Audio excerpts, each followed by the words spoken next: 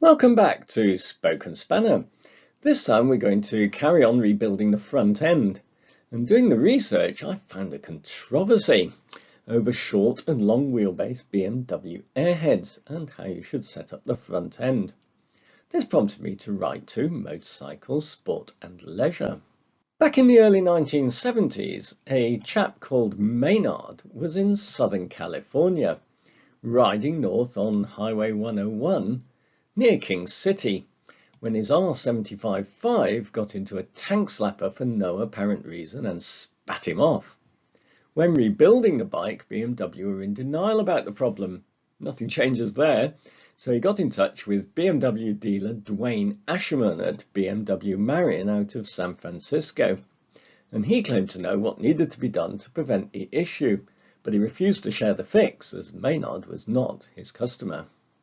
Fast forward 45 years and Maynard is still writing for Motorcycle, Sport and Leisure, and my letter is in the November 2023 edition. Dwayne's retired and created a BMW website, and BMW lengthened the wheelbase of the airheads to improve stability. In his response to my letter, Maynard cannot believe that one person could know the solution to a problem with a motorcycle's handling and then fail to share it. In his words, "Proprietary knowledge, my arse." So what was going on here? Where wobbly accidents occurred, there was no common reason. Any of head bearing, yoke machining, tube alignment, poor tyres, overloading, or rider error could have played a part, but the focus has come on getting the fork alignment right being at the root of the issue. Or is it? I'm not so sure. Dwayne's website suggests that alignment precision to an almost zero tolerance is necessary, but in my opinion this cannot be so because of the engineering play in the basic design of the forks. Forks are made up of two fork tubes or stanchions, and they're rigidly fixed in a triple tree. And so having perfectly straight stanchions set in yokes that are correctly machined to hold them rigid and parallel is of course essential to free movement and no stiction. Inside the fork tube or stanchion is a damper rod and a valve with piston rings that have necessary play to slide freely inside the fork tube.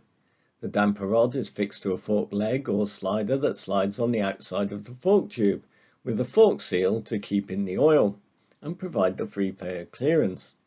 The forks have to have sufficient clearance in these components to slide up and down freely without that stiction, and that inevitably means there's potential sideways movement. Granted, this is minimized by getting everything nicely aligned. Where I think things go wrong is the suggested accuracy.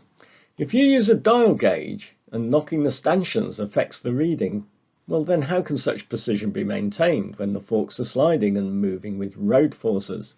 It makes no sense. Then there's the method about how that alignment is achieved.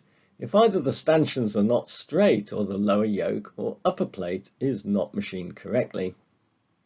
Dwayne would have you lever the fork stanchions into position to persuade the lower yoke to flex, and that's at the risk of bending the stanchions. And they were straight before you started. Surely not a factory approved fix. You'll see in the video that our rebuild had no such problems after the stanchions were correctly trued, hard chromed and reground. And the BMW recommended caliper method of checking for parallel is more than adequate. When you finish up, the final test is to slide the fork legs up and down without the springs or oil present and to judge whether they're free moving. Here's our test. After going to that trouble, I can show that I've got very free movement of the axle, and also when we lift the axle, I've got very free movement in the forks. In my opinion, if you know your stanchions are straight and you still have a problem, find the cause and correct it, if necessary by replacing the head bearings, lower yoke or upper plate, because they can only be where the problem lies. In fact, as you'll see, I found shimming the mudguard brace the most important thing to stop it pulling everything out of alignment and creating that dreaded stiction. Clearly, getting your forks to move freely so they can do their job is essential. I've no idea what caused Maynard's accident, but I'm with him. Proprietary knowledge, my arse. So now let's get on with our rebuild. I'm at the stage of installing our re-chromed stanchions. So these have been rebuilt now. We've got a nice, smooth, really running damper rod. The next job is to install them into the lower yoke. Now the headlight and binnacle need to come this side of the forks, but before I do that we need to have a look at the overall fork alignment, and this is where it gets a little bit controversial, and I'll go into that in some detail shortly. But the first job is to insert the stanchions.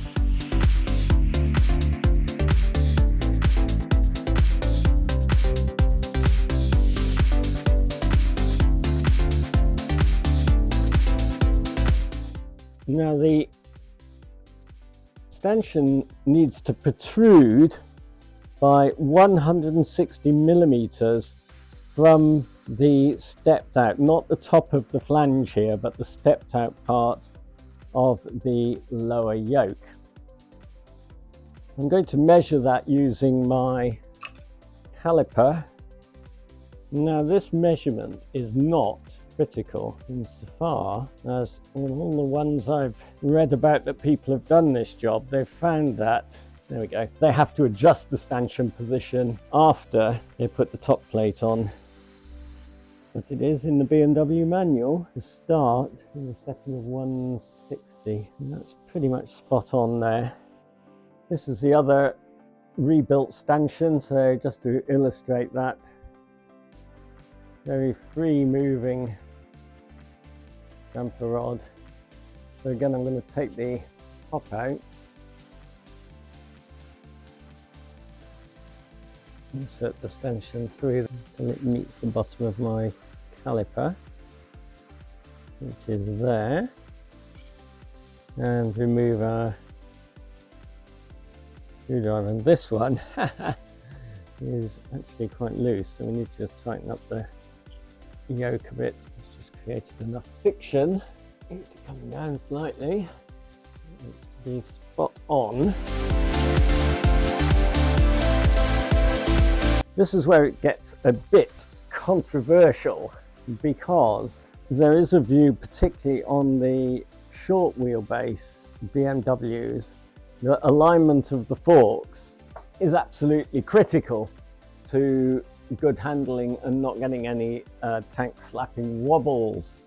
This is a long wheelbase BMW, so I would suggest it's slightly less critical, but particularly on the Snowbum website they go into a great deal of detail using a dial gauge to measure the alignment between the tubes, as well as a glass plate on the front of the two tubes in order to test for alignment in both the X and Y planes. I'm going to do a couple of checks, but what BMW recommend is the measurement of the alignment with a vernier caliper like we've got to the outside edge of the tubes. Some commentators believe that's insufficiently accurate.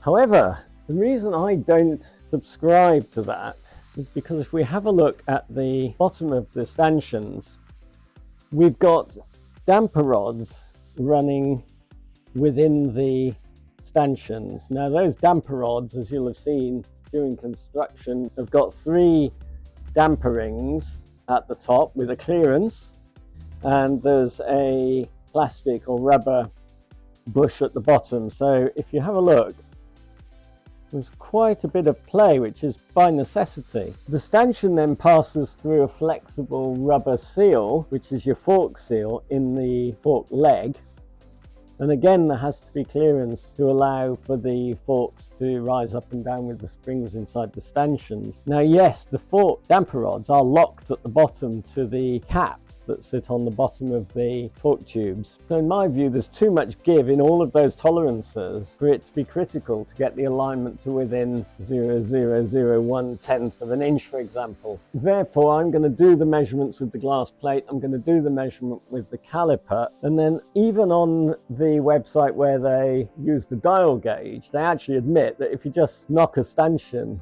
I mean they're pretty firm, but if you knock a stanchion during the measurement, it's going to be out. Ultimately, when they've reassembled it without the springs in, they lift the fork legs with the axle in and allow it to drop, and they say that if there's no stiction, they're looking for it to drop within about 100th of a second. Well, that's not a very scientific measurement. It's perfectly fine in my opinion, and we'll do the test then with the fork legs on to say, does it seem like it's free moving? And if it is, personally I think that's good enough. So I've got my vernier caliper here, and what I'm seeing when I put it up against the fork yoke to start with, I'm getting a measurement of 220. I'm getting a measurement of exactly 220 millimeters. These fork stanchions are absolutely rigid in the bottom yoke, and I get that you can influence the setting if you need to, but I don't perceive that there's any necessity to do so at all. And so I'm going to proceed to rebuild my forks from this point and see how it feels when we get the fork legs on. And the other alignment check they suggest you make is with a piece of glass, and the idea is you just put this on the front of the forks and you tap it. You see, I don't think I have a problem at all here.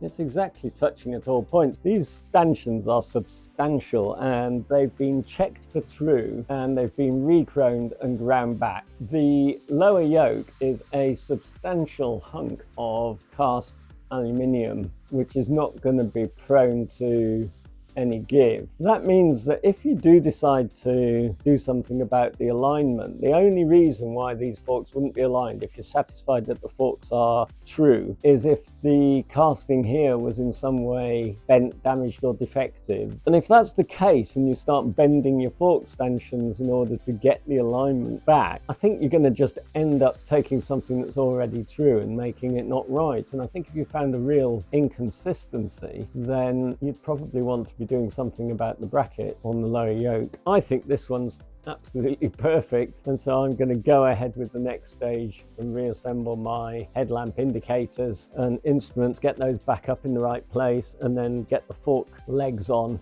try out that new sealing grease that's supposed to improve against stiction. Then we're going to do that, put the axle in, do the test. We're going to put the brace, which sits underneath the mudguard, into place between the fork legs, do the stiction test again, and if all's good, then we'll fill it up, put the springs in and fill it up with oil. One of the things I'm most pleased about is the condition of the brightwork. Once I've given it a clean up and a polish, there's absolutely no pitting on any of the chrome, at least on these ears for the front indicators, and that's really pleasing.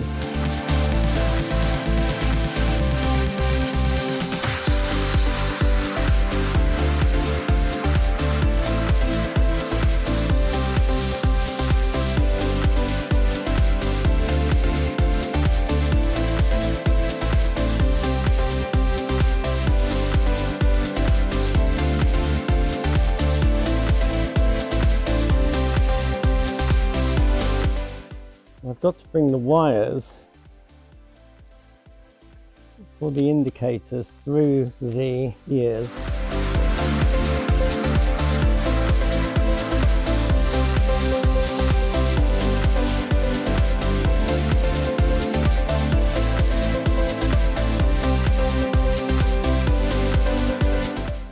So we've now managed to get the headlight back in between its ears, and the wires for the indicators feed through the holes at the bottom of the ears, and they go down inside, and underneath you can probably just see the wires there, and then out into the nacelles for the indicators. So we've just put that loosely back together at the moment, ready to put the top. When you're installing the new fork seals, there's a couple of ways really to go about this. Some people recommend that you just pop it on the top there squarely, and you can use an old seal to protect the new seal and then give it a whack with a rubber mallet. I don't find that hugely successful. I prefer to use a socket, in this case a 34, that just cuts the outside of the oil seal. And there's one I've done already there, and that's gone in absolutely fine. But there's a couple of things you can do to make life easier on yourself. And one is to warm the top of the tube, because being aluminium alloy, it'll expand. So it might make life a little bit easier to do that. Not hugely hot, just warming it up. I haven't tried this method, so I just thought as I'd read about it, I would give it a go. And then the other thing you can do is just apply, this is the new seal, so the open part of the seal goes down and the lip up. The other thing you can do is just lightly oil the edge of the seal with a bit of fork oil and pop that in. You want to just get it square. I mean, this is, having warmed it up, you can actually push it down by hand. And the combination of the heating and the lubricating, and we've managed to push it in so far with thumb pressure. At least I know it's perfectly square there, and then I can just pop my socket on top and give it a little that. That's actually gone in fine. So that's our two tubes. Then we've got our boots to slide up, and I fitted two new felts. I'll show you on the other one. They're quite a tight fit, but they need to be very tight in there. You don't oil them because they're there. That'll just attract grit and damage the tubes or the seals. So there is a wiper, so they go on first.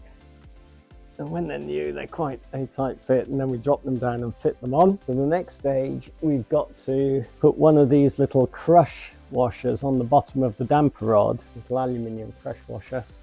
And these are, normally you just hold them in place because you don't want it to drop off while you're putting the fork leg on. And you just get a bit of thick grease. So I've got some LM grease here. I'll put some of that on that washer. There we go, on the bottom of the damper. I'm going to extend that out. The next job, we've put that's our lower damper rubber, and I've seen this put in the wrong way around on some videos, but the curved side goes down into the cup, and then we got the leg, and then this bottom will screw into the bottom of the leg, but it'll go onto the bottom of there. And then we've got a large copper crush washer that sits on top of there, so that it's tight. And then we've got some new wavy washers and nuts for the bottom of the damper. But before I do that, one of the things that I'm trying out this time is some of this Aerosil. Now this is a seal lubricant, so there's supposed to be enough in this packet. It feels like plenty for two. And you apply that around the inside of your seal, and it's supposed to reduce friction in the forks. I'm just going to see what this is like. So it's a white paste.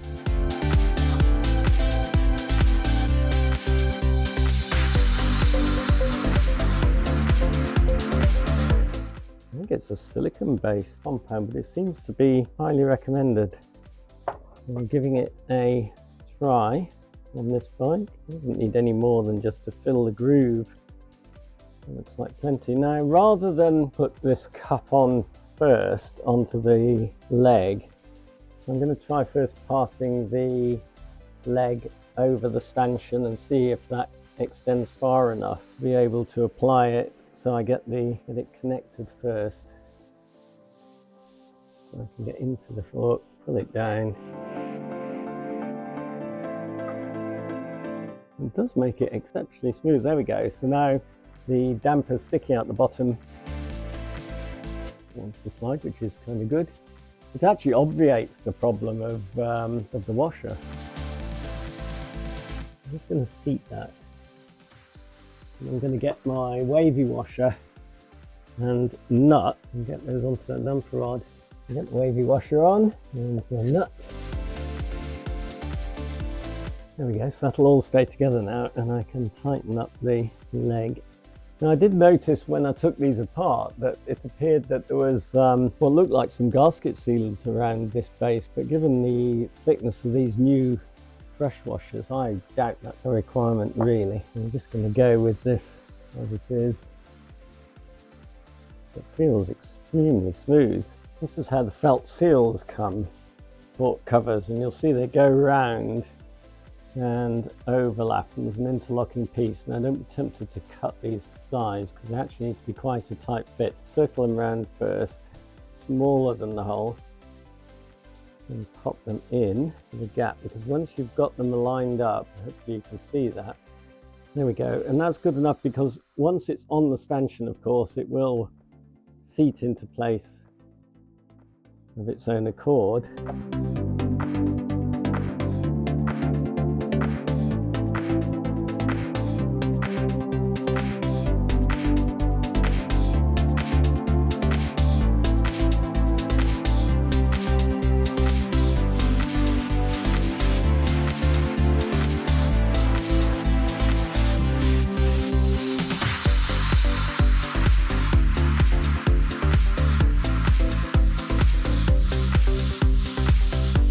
Right, and these bottom nuts are torqued to a setting of 23 Newton meters, 17 pounds foot. And what I found was the best way to do this was just it's only a light torque setting.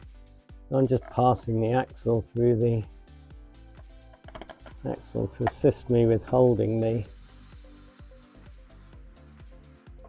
leg still, while I just tighten that up.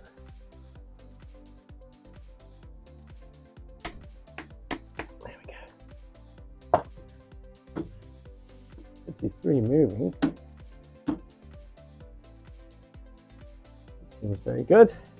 After going to the trouble of getting the alignment of the fork stanchions correct, in our case using a caliper rather than the dial gauge, we then had to get the fork seals fitted, which we covered, and get those sliding freely with the axle in place. The next challenging piece, actually, which is far more effect than just the alignment of the forks, is this mudguard fork brace. And again, I was checking to see that we didn't get any pinch stressors in the axle or pulling together or twisting of the fork sliders so that they didn't move freely on the stanchion. Now, to achieve that, I found that I needed to shim out on the right hand fork with a couple of copper washers, you can see there, and on the front left hand fork with a single copper washer. And I've now tightened the bolts that are holding the bracket up to 22 Newton meters.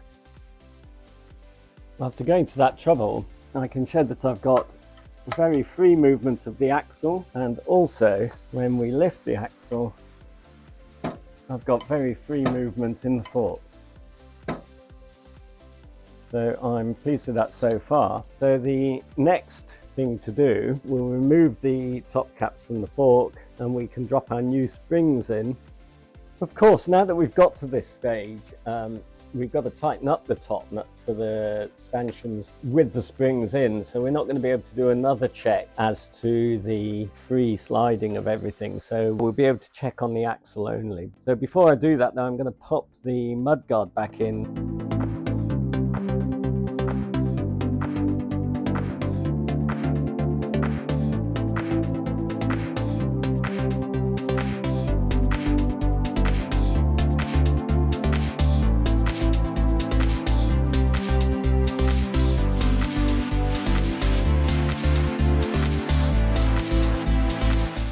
I've dropped the spring in the right side. I'll do the same on the left in a moment. I've just undone the hinge bolt on the lower yoke so that we don't get any strains in there, and I've just tapped a screwdriver in this side to ensure that the stanchion is free within the yoke. And the reason for doing that is because we don't want any twisting forces to upset all of the good work we've done on getting rid of our stiction and pinch. And at the moment I've got a really nice movement of the axle in there.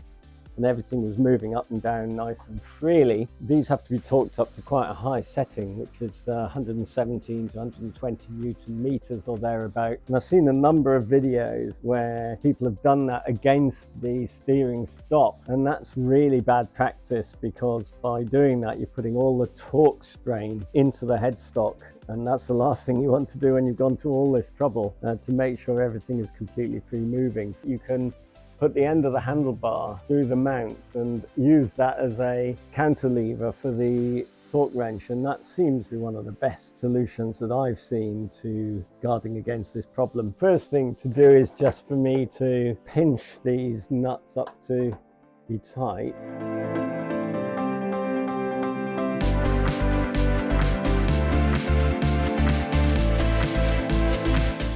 I meant to mention, while I was having the forks re-chromed, I visited a little engineering place, and they have machined this socket flat and taken that shoulder off, so I get full purchase on these nuts, so well worth having done. Now I'm just going to get an assistant to help me bear against this bar, and then we can get that torque setting fully uptight, and then we'll move on to we'll tighten up the cap nut, and we'll tighten up the other fork stanchion cap.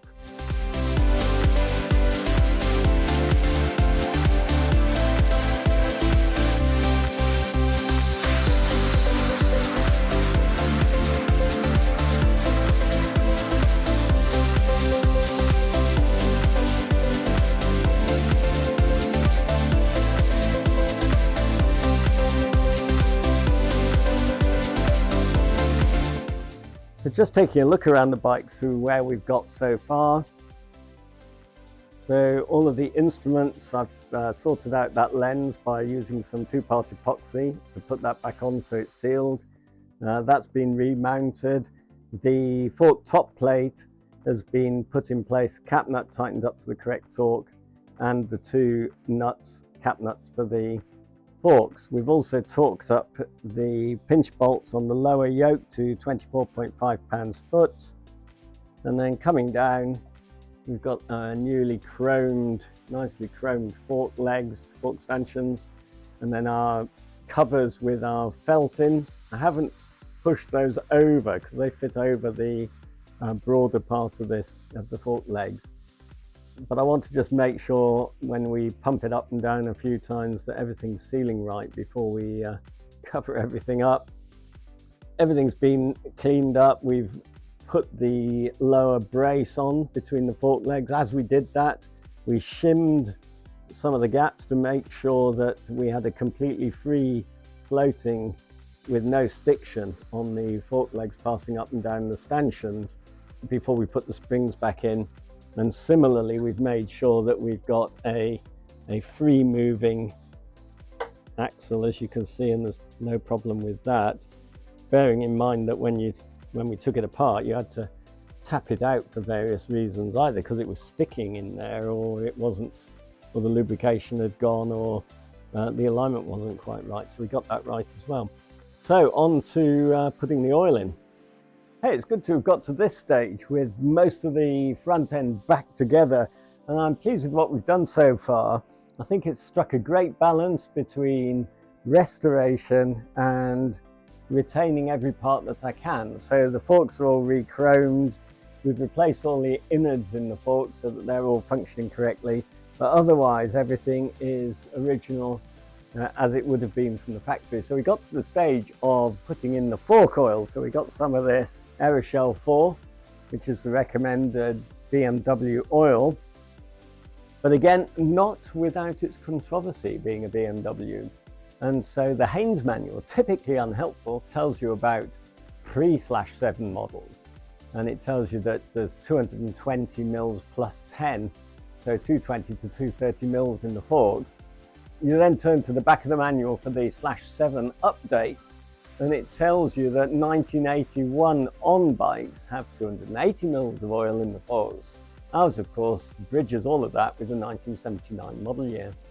So I've gone back to the original BMW workshop manual, and that tells us that we need 250 mils in each fork leg. Now I've got a bottle here with exactly 500 milliliters or cc's. The key thing is making sure that both forks have exactly the same amount of damping oil in them. With the changes in specifications, what seems to be almost mid-model year, then I don't think we're going to go too far wrong. And you can vary the oil in your fork in order to create a greater or lesser, effectively, air spring above the oil in your dampers. So let's give it a go.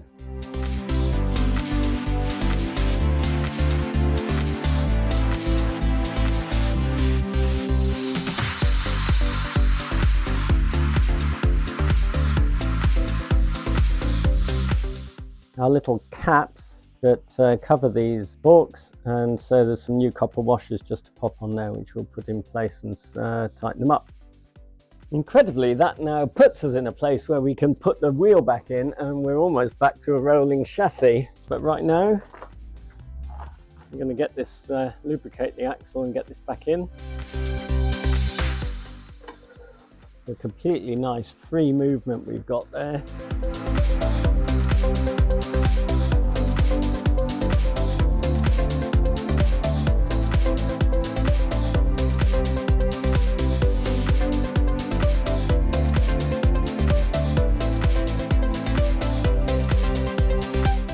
Fantastic.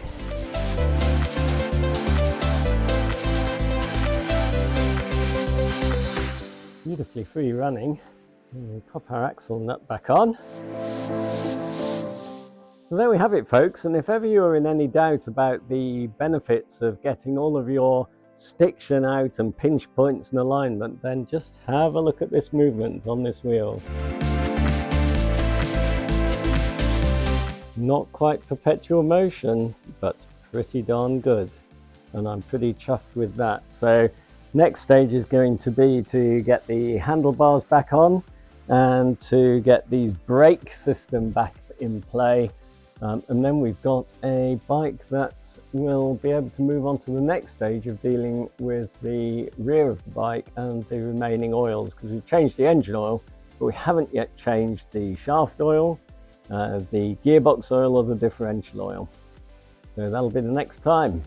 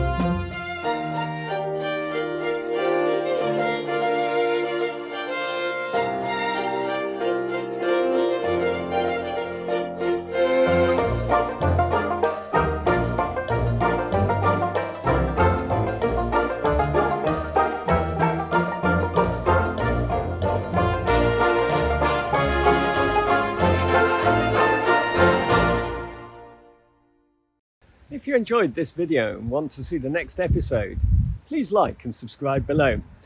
Catch you next time.